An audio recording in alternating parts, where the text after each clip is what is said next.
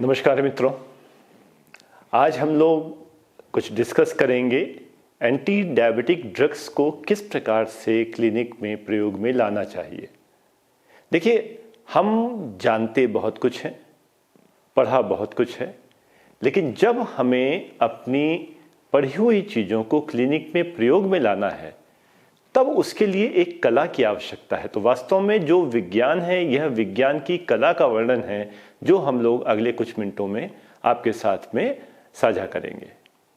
आज अपनी MCH manual of clinical diabetes इस पुस्तक के एक प्रमुख अध्याय जिसमें मेटफॉर्मिन, जो कि वास्तव में हमारी एंटी डायबिटिक दवाओं में सर्वाधिक प्रभावी मेडिसिन और सर्वाधिक प्रयोग में लाई जाने वाली मेडिसिन है, उसके विषय में चर्चा करेंगे। तो जैसे हमारे यहाँ एक KYC का प्रचलन है कि नो योर कस्टमर किसी भी बैंकिंग प्रणाली के लिए, वैसे ही मेडिसिन में मैं कहूँगा नो योर मेडिसिन। पहले अपनी मेडिसिन के विषय में जानें और तब उसको प्रयोग में लाएं। तो आइए समझते हैं मित्रों कि मेटफॉर्मिन को क्लिनिक में किसी डायबिटिक व्यक्ति के लिए किस प्रकार से प्रयोग में लाना चाहिए।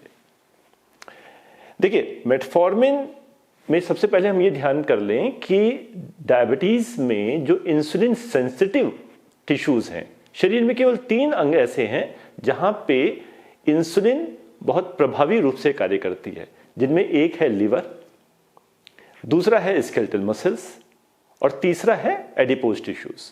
तो इसमें मेटफॉर्मिन मुख्य रूप से लिवर पे काम करती है और लिवर ये है एक ग्लूकोज को उत्पन्न करने वाला ऑर्गन, जबकि स्केलेटल मसल्स क्या है, ग्लूकोज को प्रयोग में लाने वाले अपनी ऊर्जा के लिए। एडिपोज टिश्यूज क्या है, ग्लूकोज को प्रयोग में लाने वाले संग्रहण के लिए, स्टोरेज के लिए। तो लिवर है ग्लूकोज को उत्पन्न करने वाला ऑर्गन, जहां पर मेटफॉर्मिन हेपेटिक ग्लूकोनियोजेनेसिस को कम करती है। ये हेपेटिक ग्लूकोनियोजेनेसिस क्या है? जब बहुत देर तक हम खाली पेट रहते हैं और भोजन से मिलने वाली ग्लूकोज भोजन से निकलना बंद हो जाती है, खत्म हो जाती है, तब विशेष रूप से ब्रेन को ग्लूकोज की सप्लाई बनाए रखने के लिए शरीर में ग्लूकोज का उत्पादन अंदर से होता है, जो कि विशेष रूप से अर्धरात्रि के बाद और प्रातःकाल के समय में होता है। हेपेटिक अर्थात लिवर से ग्लूकोज का नियोजेनेसिस, ग्लूकोज को किसी नए नॉन ग्लूकोज सब्सटेंस से बनाना। तो मेटफॉर्मिन रात्रि में या प्रातःकाल लिवर से जो ग्लूकोज का प्रोडक्शन होता है उसको घटाने में मदद करती है, जिसके कारण से ये मुख्य रूप से प्रभावी होती है फास्टिंग ग्लूकोज को घटाने में। यह तो ही बेसिक थ्योरेटिकल जानकारी। अब आते हैं मेटफॉर्मिन के प्रयोग की कला पर। तो मेटफॉर्मिन को कैसे प्रयोग में लाना है, इसको हम लोग इन कुछ मुख्य बिंदुओं में डिस्कस करेंगे। किस किस प्रिपरेशन में आती है, इनिशियली हमको जब आरंभ करना है इसको तो किस डोज में दें, मैक्सिमम किस डोज तक जाएं, कब देना चाहिए, भोजन से इसका क्या संबंध हो, जब हम दें तो किन किन बातों का विशेष रूप से ध्यान रखें और क्या मॉनिटरिंग करें इसके प्रयोग के दौरान।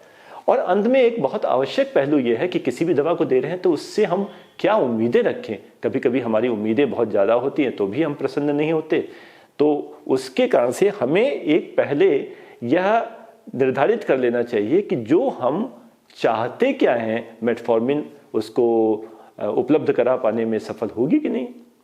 तो आइए समझते हैं मेटफॉर्मिन के इन व्यवहारिक पहलुओं को किसी व्यक्ति में प्रयोग में लाने के लिए।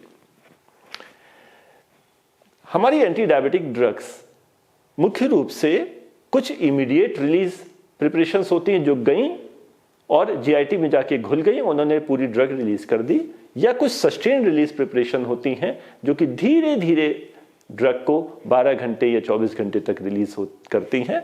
और कुछ ड्रग्स ऐसी हैं जो डुअल रिलीज में कुछ पोर्शन उसका इमीडिएटली घुल जाता है तुरंत कार्य के लिए, कुछ पोर्शन उनका सस्टेन रिलीज होता है देर तक कार्य करने के लिए। तो प्रश्न ये उठता है कि मेटफॉर्मिन अगर हमें प्रयोग में लानी है तो मेटफॉर्मिन की प्रिपरेशंस कौन कौन सी हमारे पास उपलब्ध है। तो वास्तव में ये सस्टेन्ड रिलीज प्रिपरेशन जो है उपलब्ध तो तीनों फॉर्म में है, इमीडिएट रिलीज, सस्टेन्ड रिलीज और डुअल फॉर्मुलेशन।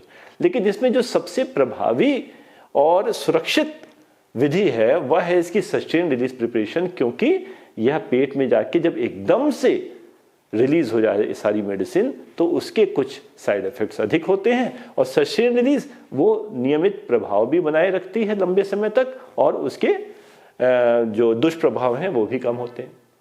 अब दूसरा प्रश्न होता है कि व्यक्ति को हमें आरंभ करनी है मेटफॉर्मिन, तो हम किस डोज से करें। अब ये हमने कई ऑप्शंस दे दिए आपको। किसी व्यक्ति को हमें मेटफॉर्मिन देनी है तो हम किससे शुरू करें, 500 मिलीग्राम से धीरे धीरे बढ़ाते हुए, या सीधे 2000 मिलीग्राम की डोज। यही विज्ञान का कलात्मक पहलू है। हमेशा मेटफॉर्मिन को आरंभ में थोड़ी डोज से करना चाहिए। क्यों? क्योंकि इससे जुड़े हुए जो कुछ दुष्प्रभाव हैं, यदि हम अधिक डोज एक साथ देते हैं तो कई व्यक्ति उसे सहन नहीं कर पाते। तो 500 मिलीग्राम या 850 भी कर सकते हैं, या 1000 मिलीग्राम, आरंभ में इससे अधिक डोज ना प्रयोग करें। और कहां तक बढ़ा सकते हैं, तो 850 की 2 गोली, 1000 की 2 गोली, या 500 की 5 गोली, 2500। तो यह इसमें से यह ध्यान रखना है कि अगर हम सस्टेन रिलीज फॉर्मुलेशन यूज कर रहे हैं तो सस्टेन रिलीज में धीरे धीरे ड्रग रिलीज होती है। तो ड्रग रिलीज जब धीरे धीरे होती है तो उसके कारण से उसकी बायोअवेलेबिलिटी बेहतर हो जाती है। तो अगर हम सस्टेन रिलीज फॉर्मुलेशन यूज कर रहे हैं तो हम 2000 मिलीग्राम उसकी मैक्सिमम डोज देंगे। यदि हम इमीडिएट रिलीज दे रहे हैं तो हम इसकी डोज 2500 मिलीग्राम पर डे तक जा सकते हैं, लेकिन यह ध्यान रहे इस पर दुष्प्रभाव कई बार अधिक होते हैं। तो इसलिए सस्टेन रिलीज को 2000 तक मिलीग्राम प्रतिदिन तक प्रयोग में लाना यह एक उचित सलाह हो सकती है। किस समय दें? किसी दवा को हम सुबह दें, दोपहर दें, शाम दें? मेटफॉर्मिन के साथ क्या उपयुक्त रहेगा? तो मित्रों, यदि हमें याद है कि मेटफॉर्मिन कहाँ काम करती है तो हम इस प्रश्न का उत्तर सहज रूप से दे सकते हैं। मेटफॉर्मिन मध्य रात्रि के बाद जो हेपेटिक ग्लूकोनियोजेंसिस होती है उसको सप्रेस करती है। इसका अर्थ क्या हुआ कि मेटफॉर्मिन को यदि हम रात्रि में दें तो उसकी जिस समय कार्य उसका अधिक है उस समय उसको देंगे तो उसके जो प्रभाव होंगे वो अच्छे होंगे। तो इसीलिए मेटफॉर्मिन को यदि हमें देना है तो आरंभ में हम उसको रात्रि में दें भोजन के साथ, वो हम लोग अभी डिस्कस करेंगे। और जब उसकी डोज बढ़ाएं तो क्रमशः हम उसकी डोज सुबह भी ले आएं, सुबह और रात दोनों समय, लेकिन आरंभ हम इसको रात्रि से करें तो बेहतर है। अब यहाँ पे आप यह भी कह सकते हैं कि जब सस्टेन रिलीज फॉर्मुलेशन दे रहे हैं जो 24 घंटे तक कार्य करती है तो क्या आवश्यकता है उसको रात्रि में देने की, सुबह दें तो क्या दिक्कत है? ध्यान रहे सस्टेन रिलीज फॉर्मुलेशन देने पे भी पूरे दिन फ्लैट कर्व तो नहीं होगा। आरंभ में दवा का जो रिलीज है ज्यादा होगी और क्रमशः वो धीरे कम होती जाएगी। तो अगर हम रात्रि में देंगे तो उसकी अधिक कंसंट्रेशन प्रातः काल में उपस्थित होगी कार्य करने के लिए। तो उस लिहाज से भी हमें रात्रि में देना वह एक बेहतर विकल्प हो सकता है। एंटी डायबिटिक दवाओं में यह बहुत आवश्यक है कि भोजन के साथ उसका संबंध वह सुनिश्चित कर लिया जाए कि हम उसको कब दें, भोजन के पहले दें या भोजन के बाद दें, एंटीसाइबम या पोस्टसाइबम। मेटफॉर्मिन को कब दें? मेटफॉर्मिन के साथ यह बहुत आवश्यक है कि इसको हम भोजन के बाद दें, क्योंकि यह जो दुष्प्रभाव करती है वो भोजन की प्रेजेंस में कम हो जाते हैं। खाली पेट लेने में, भोजन के पूर्व लेने में इसके दुष्प्रभाव ज्यादा हो सकते हैं। लेकिन अब यहां अगर हम सस्टेन रिलीज ही यूज कर रहे हैं जो धीरे धीरे ड्रग को रिलीज कर रही है, तब इसको भोजन के पहले देने में भी कोई विशेष दुष्प्रभाव नहीं आते। तो सस्टेन रिलीज प्रिपरेशन को हम भोजन के पहले भी अगर दे रहे हैं तो उतनी कोई दिक्कत की बात नहीं। यह बहुत आवश्यक प्रश्न है कि जब हम मेटफॉर्मिन दे रहे हैं तो क्या ध्यान रखें, व्यक्ति से हम क्या पूछें कि वह मेटफॉर्मिन ले रहा है तो क्या क्या अनुभव उसको हो सकते हैं। तो ध्यान रहे मेटफॉर्मिन एक ऐसी दवा है जो किसी भी प्रकार की एब्डोमिनल कंप्लेंट्स उत्पन्न कर सकती है। पेट में जलन, गैस, खट्टी डकार आना, उल्टी मितली लगना, पूरे पेट में तनाव, फूलापन होना, कब्जियत, कॉन्स्टिपेशन होना, लूज मोशन होना, गैस बनना, गुड़गुड़ाहट होना। तो हर प्रकार की एब्डोमिनल कंप्लेंट्स मेटफॉर्मिन के प्रयोग से हो सकती हैं, जिसके लिए कहा गया सस्टेन रिलीज फॉर्मुलेशन दो, जिससे कि ये दुष्प्रभाव कम हो। जिसके लिए कहा गया है इसको भोजन के बाद दो, जिससे कि ये प्रभाव कम हो, दुष्प्रभाव कम हो। तो यह ध्यान रहे कि जब भी हम किसी व्यक्ति को मेटफॉर्मिन प्रिस्क्राइब कर रहे हैं और जब वो नेक्स्ट विजिट में आए, तो सबसे पहला सवाल होना चाहिए, कोई पेट संबंधित परेशानी है आपको? भूख कैसी लग रही है? अल्टीमेटली गैस जलन तो नहीं हो रही? पेट में फूलापन, गैस, कब्ज या दस्त तो नहीं हो रहे? तो इनके आधार पर तब हमें चयन करना चाहिए कि हमने पहले उसको 500 या 1000 मिलीग्राम से आरंभ किया था। यदि वह कंफर्टेबल है तब हम उसकी डोज को बढ़ाएं। यदि उसको कुछ दिक्कत परेशानी हो रही है तो चाहे हम उसके लिए कोई एंटासिड दे के, कोई H2 रिसेप्टर ब्लॉकर दे के, और जब कंफर्टेबल कर लें तब उसकी डोज बढ़ाएं। तो यह मेटफॉर्मिन के प्रयोग के साथ बरतने वाली सबसे आवश्यक सावधानी है, और इसी का पालन न करने पे हमारा पेशेंट वह परेशान होता है और उसका विश्वास हम पर कम होता है। एक बहुत आवश्यक प्रश्न आता है कि हम मेटफॉर्मिन दे रहे हैं तो इसके क्या कहीं विशेष दुष्प्रभाव हो सकते हैं? किसी अंग पर कोई ऐसा प्रभाव डाल सकता है जो कि अवांछित हो? हार्ट पर, लिवर पर, किडनीज पर, ब्रेन पर, क्या ऐसा है कुछ? तो अगर ऐसा हो तो हमको एब्डोमिनल कंप्लेंट्स के लिए पूछना है, लेकिन बाकी ऑर्गन डिस्फंक्शन के लिए उसके लिए हमें कोई जांच करानी हो। यह बहुत महत्वपूर्ण पहलू है। मेटफॉर्मिन देने के समय या तो पहले ही हो जाए तो अच्छा, वरना उसको प्रयोग में लाने के सप्ताह 10 दिन के बाद हम किडनी फंक्शंस की जांच अवश्य कराएं, क्योंकि मेटफॉर्मिन का एक्सक्रीशन बिना बदले हुए अनचेंज्ड रूप में वो यूरिन के माध्यम से होता है, किडनी से एक्सक्रीशन होता है। तो यदि किडनीज के फंक्शन ठीक नहीं है तो मेटफॉर्मिन का एक्सक्रीशन वह रुकेगा, शरीर में उसकी कंसंट्रेशन बढ़ती जाएगी। जब कंसंट्रेशन अवांछित सीमा स्तर पर पहुंच जाएगी तो वह अपने दुष्प्रभाव उत्पन्न करेगी। तो इसलिए मेटफॉर्मिन के साथ रीनल फंक्शंस का मालूम होना बहुत आवश्यक है। जहां तक बात है हार्ट की, तो यह माना जाता है कि हार्ट के तो विभिन्न क्रियाकलापों के लिए मेटफॉर्मिन एक बेहतर विकल्प है, और उसके लिए यह कुछ न कुछ लाभ ही देता है, कुछ हानि उत्पन्न नहीं करता।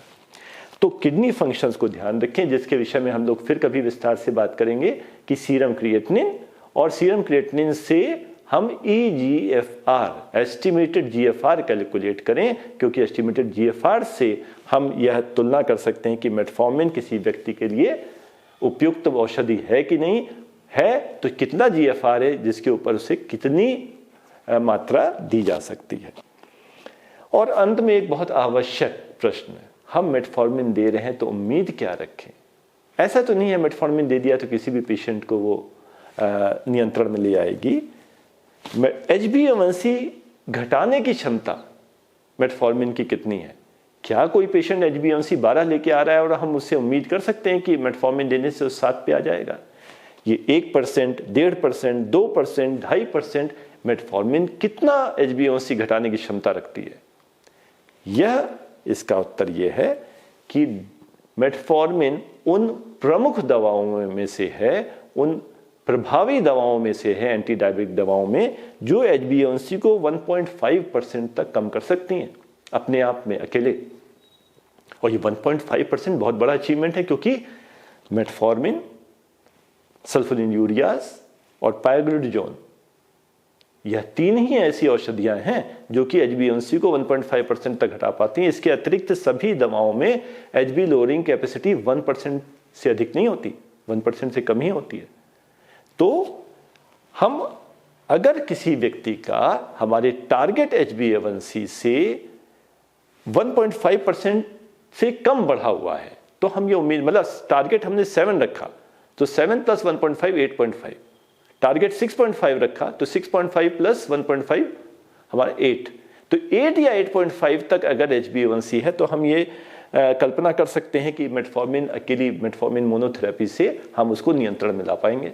लेकिन अगर HbA1c 10 है और हम मेटफॉर्मिन अकेली दे रहे हैं, तब तो काम नहीं चलेगा ना। तो यह ध्यान रखें कि जब HbA1c को हमें 1.5% तक घटाना है, तब मेटफॉर्मिन एक अकेले अपने आप में मोनोथेरेपी के रूप में एक अच्छा विकल्प हो सकता है। किस प्रकार से उसको प्रयोग में लाएं, यह बहुत आवश्यक है, क्योंकि इसी के माध्यम से हम अपनी दवा को, अपनी सोच को, अपनी क्षमता को एक किसी पेशेंट तक पहुंचा सकते हैं, और तभी हम यह उम्मीद कर सकते हैं कि पेशेंट उसे लेता हुआ बिना किसी परेशानी के एक बेहतर ग्लाइसेमिक नियंत्रण की तरफ बढ़ सकता है। तो आशा मित्रों, इस जानकारी के साथ आप लोग अब मेटफॉर्मिन को जब प्रयोग में लाएंगे तो एक प्रभावी तौर पे प्रयोग में लाएंगे। मूल मंत्र क्या है? Start low and go slow. धन्यवाद।